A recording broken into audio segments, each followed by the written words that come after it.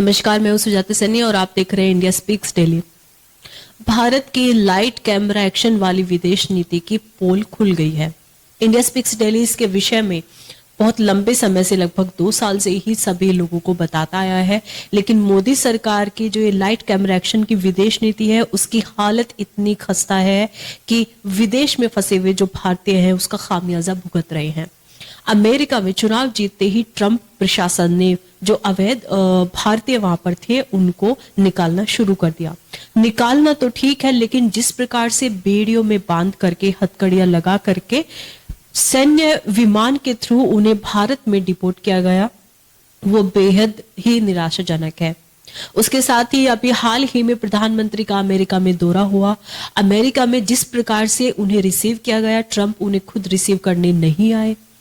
और उसके साथ ही जब पत्रकार वार्ता शुरू हुई तो उस समय भी प्रधानमंत्री को, भारत के प्रधानमंत्री को जो भाषा को लेकर के जो एक सुविधा दी जाती है कि जिसमें वो हिंदी में सुन पाए, तो भाषा ट्रांसलेशन की में भी उनको काफी दिक्कत आई और वो प्रश्न समझ नहीं पाए, जिसका अमेरिका के राष्ट्रपति ने मजाक भी उड़ाया। वहीं दूसरी तरफ इसको कवर अप करने के लिए अमेरिका के राष्ट्रपति ने, ट्रंप ने एक नई कहानी सामने रखी है कि जो बाइडेन प्रशासन है वो भारत में चुनाव के समय में, यानी कि अभी जो भारत में लोकसभा चुनाव थे उस समय में बहुत भारी मात्रा में यहाँ पर डॉलर में, यानी कि पैसा दे रहे थे ताकि मोदी के अलावा दूसरी पार्टी जीत जाए।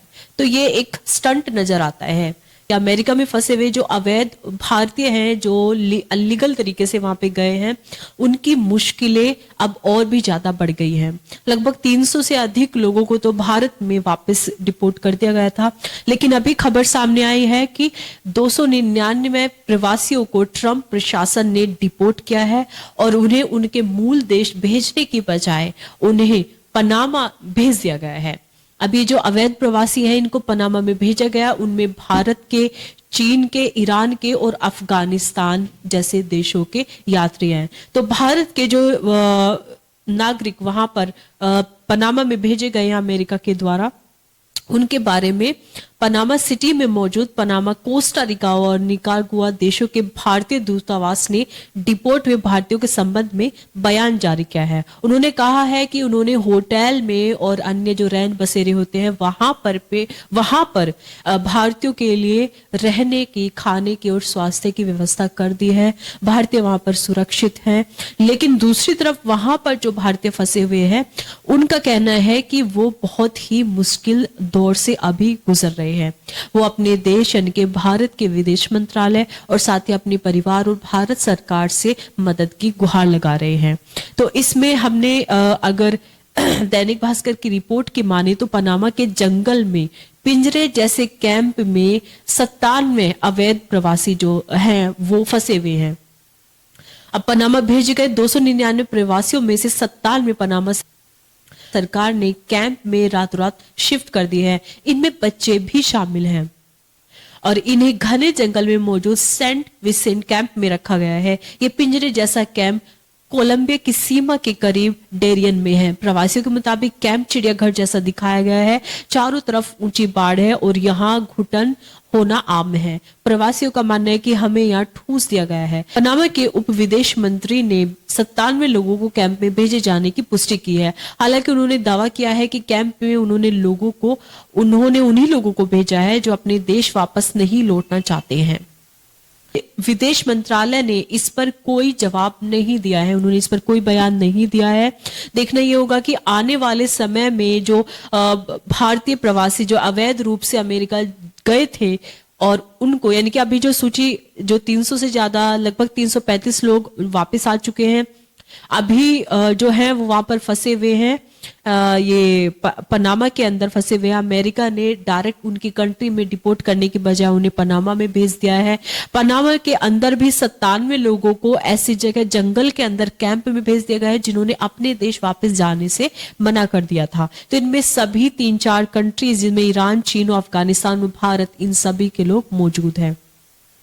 विदेश मंत्रालय ने भारत के लोगों के साथ अमेरिका में इस तरह का बर्ताव क्यों किया जा रहा है, इसके बारे में कोई भी बयान नहीं दिया है। अब आप ये समझेंगे कि यहाँ पर ये तो अमेरिका चाहेगा ही कि वो अवैध रूप से आए हुए लोगों को अपने देश से निकाले, लेकिन इस तरह की कार्यवाही भारत में नहीं होती है। जब अवैध रोहिंग्या और बांग्लादेशी भारत में वो अपराध भी कर रहे हैं, यहाँ पर डॉक्यूमेंट बना करके, आधार कार्ड बना करके जमीनें, प्रॉपर्टीज ये सब भी ले रहे हैं और सारी सरकारी सुविधाएं भी वो ले रहे हैं, यहाँ तक कि सरकारी आवासीय सुविधाएं तक उनको दी जा रही हैं। उत्तर प्रदेश में भी और अलग अन्य अन्य राज्यों में हर जगह इस तरह की खबरें आ रही हैं। तो भारत इस तरह की कार्यवाही क्यों नहीं करता है?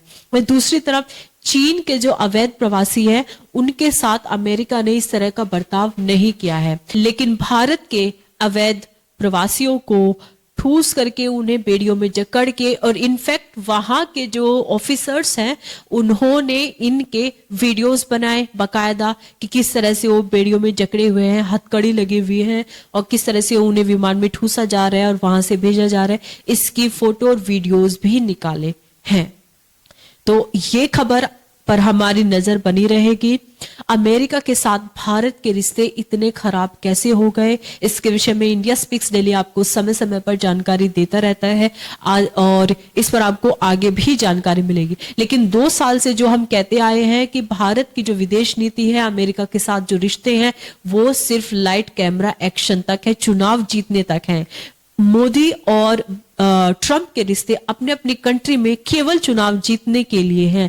वास्तविक रूप में जो इनकी असलियत है इन रिश्तों की, वो अब सामने आ गई है। तो आम आदमी जो भारतीय है वो बद से बदतर स्थिति में है। तो ये खबर आपको कैसी लगी, इसके विषय में कमेंट बॉक्स में अवश्य लिखेगा। नमस्कार।